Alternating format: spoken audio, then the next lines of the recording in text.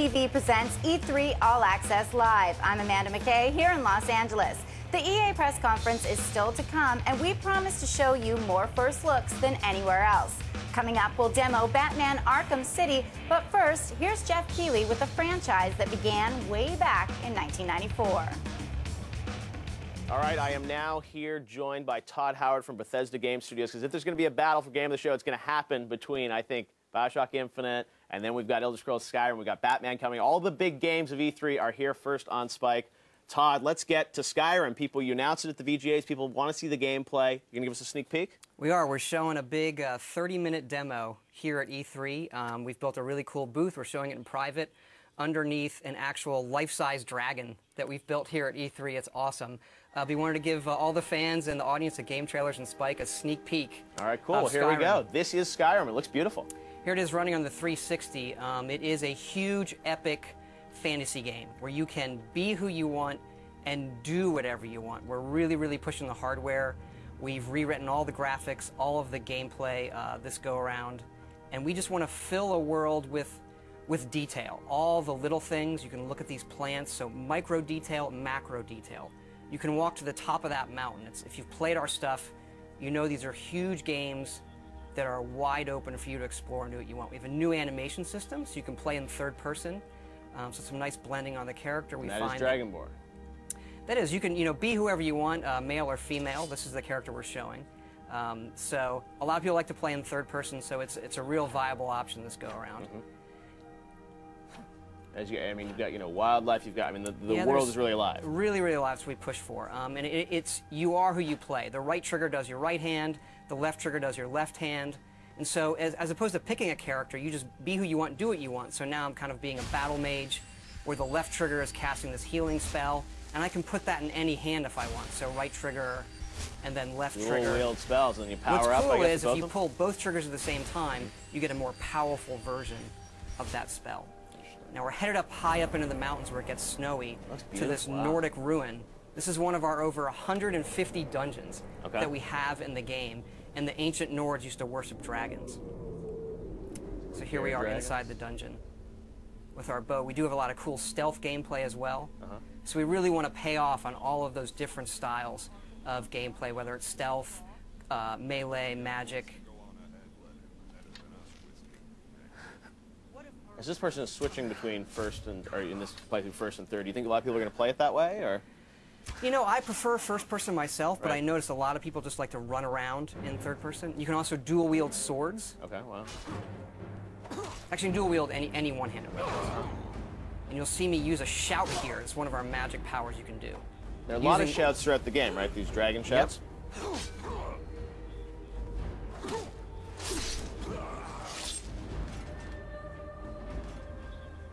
And up here we're seeing the undead, the Draugr, who live in this Nordic ruin. Using a flame spell in my left hand, sword in my right. And then another shout power.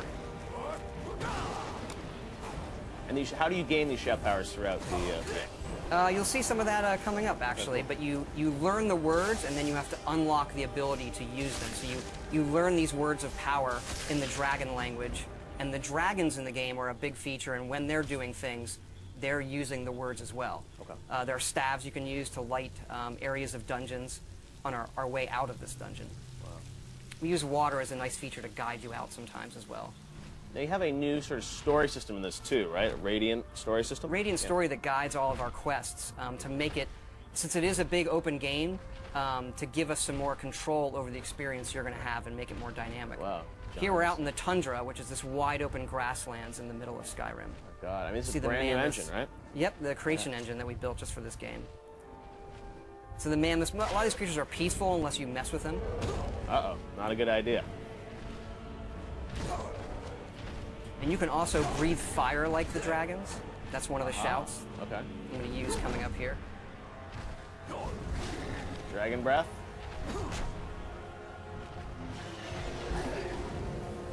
Aha. And dragons can attack anything. They're dynamic creatures. We don't script them. So when we're playing the game, we don't know what they're going to do often. They are these big boss fights that are dynamic and interesting in ways that you know, we've never experienced in a game before. Now, I read a rumor online this week that the game is over 300 hours, or you can spend at least 300 hours in the game. There is at least 300 hours in it. We kind of have stopped counting. There was so much stuff in this game. Oh, here's a battle with a non-friendly dragon. Kind of getting some help from the guards of this tower here. And then when they die, you absorb their souls, and this allows you to unlock words of power, shouts that you've learned, and power them up. And then we also have fights in the game in times where there are multiple dragons. So here comes another one up there, a frost dragon. They're even more powerful than the dragon that I just defeated with the help of the guards. And what's cool about this game is, you know, dragons are not just going to come into the, you know, the final 10% of the game. I mean, you're going to see them throughout the game, right? They are creatures like any other, and you see them not from the initial get-go, but you see them throughout the game, yes. I was reading your character sort of starts this game. You're on your way to your execution. Is that true? You are being led to your execution. This is another shout there, Storm Call. So this calls a storm that brings lightning down to defeat your enemies. One of the more powerful shouts.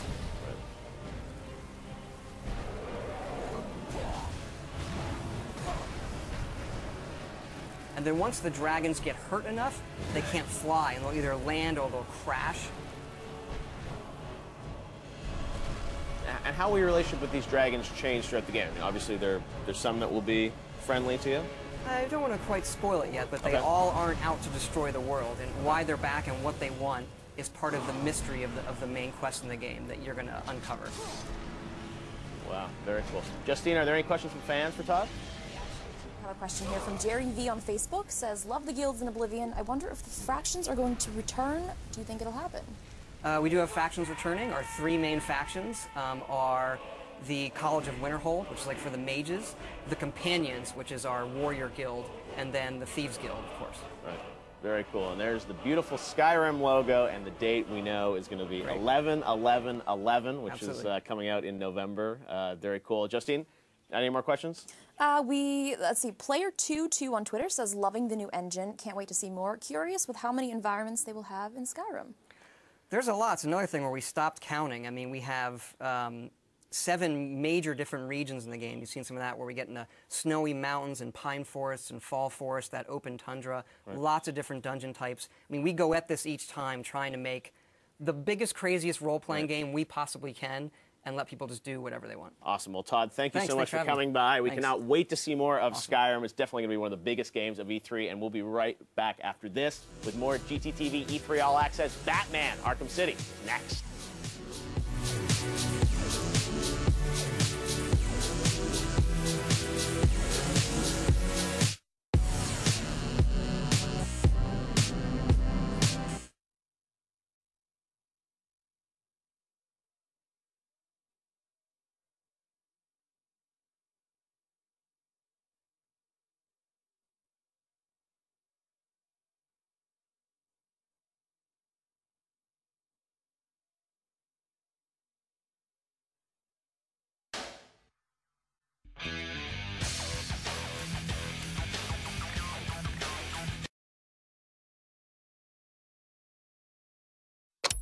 Can't wait for Mass Effect 3, Uncharted 3, and Zelda?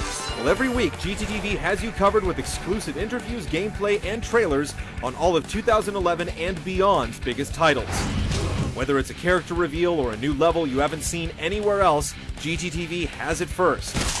Segments like Comeback Facts and Future of Fun take you inside gaming like never before. Event coverage goes beyond E3, as GTTV has one-of-a-kind reveals at Comic-Con, GDC, and PAX. GTTV is changing the game. Level up with us every Thursday night, 1 a.m., only on Spike. Love games as much as we do? Make sure to like the Game Trailers Facebook page for access to exclusive E3 content. You're working with the big boys now. Enjoy live streams of all the E3 media briefings, plus get exclusive videos and photos from the show floor. Also, follow Game Trailers on Twitter to get news updates around the clock, and use the hashtag GTE3 to see what our community is saying about the biggest announcements. Feel like you're at E3, Game Trailers social media.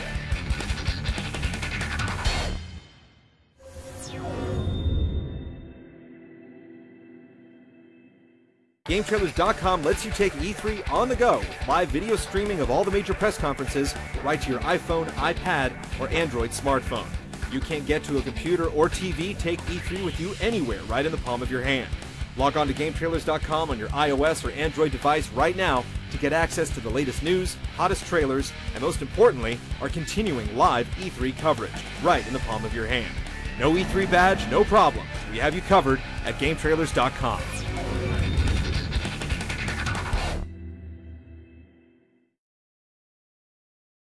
Okay, Nintendo fanboys, what do we have to see out of Nintendo for them to succeed today? They have to make the Wii 2, Wii HD, Project Cafe, Stream, whatever the heck they call it, relevant to you. So they have to prove to you that this is something that you want to get, this device is worth having, it's either going to be better than your Xbox or it's going to be a supplement. In order to be better, it's got to be a next generation device. I'm not sure they're going to go that far. In order to be relevant and as a substitute, it's got to be able to play all the same type of software.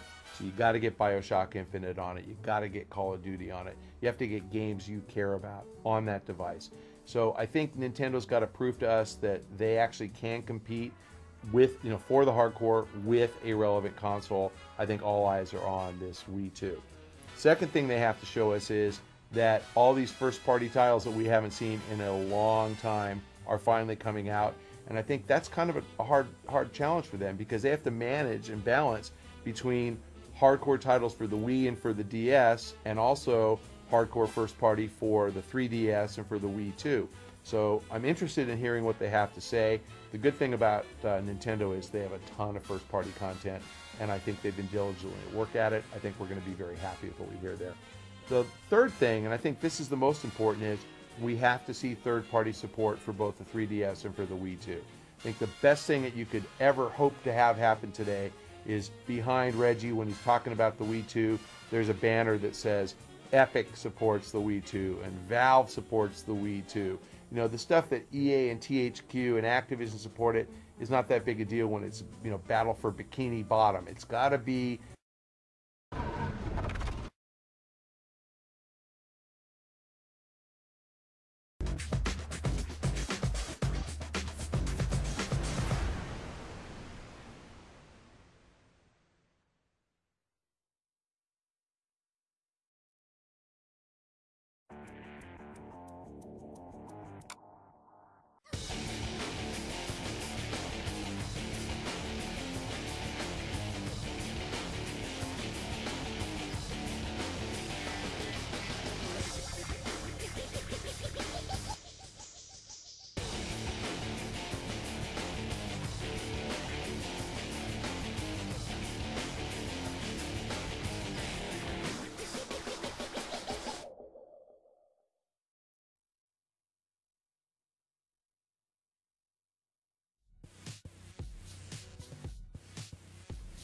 Back here live at E3 in the middle of Spike's exclusive television coverage. At the Microsoft press conference, there was a huge push for Kinect in core games like Mass Effect 3 and Ghost Recon Future Soldier.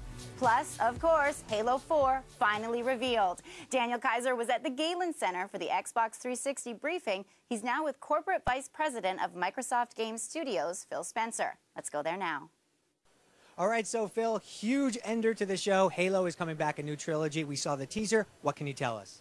343's first game with Halo, the beginning of a new trilogy. You saw the return of Master Chief. Really excited to see that. I think it's always been a great franchise for Xbox. Nice to see it coming back. And it's targeting a holiday release of 2012, correct? Yeah, we announced 2012, the release of the game. Game looks like it's really coming on track for that. We're doing some cool things online. Halo's always been about online. Want to make sure that's an evolutionary step that we take in continuing to tell the story. And obviously with the emphasis on Kinect, we could assume that Kinect's going to be involved in Halo now. No announce on Kinect in Halo, but you did see Kinect show up in a ton of places on our stage, which I thought was really strong. A lot of core franchises supporting Kinect in unique and different ways, and I think the creators just continue to evolve that. Making Kinect relevant for the hardcore was obviously a key goal for you guys. Do you think you accomplished it? Well, the core will tell us. That's the nice thing about the core. I love the lineup. Third party stepping up is always a good sign, right? First party, we're always going to go first with our technology, but to see like Mass Effect, Ghost Recon, to see Eve stand on stage, all future Tom Clancy games supporting Kinect, those are great points. For me, looking at what Crytek has done with the Rise game, thought it's fabulous. Speaking of Rise specifically, we saw a little bit of it again this year. Is it going to be a constant Kinect experience, or will you have the controller as well? The idea right now is that you'd play with the controller and Kinect. We're actually still working on some of this to see how it's going to land. We've landed on combat that we really like. We showed some of that now.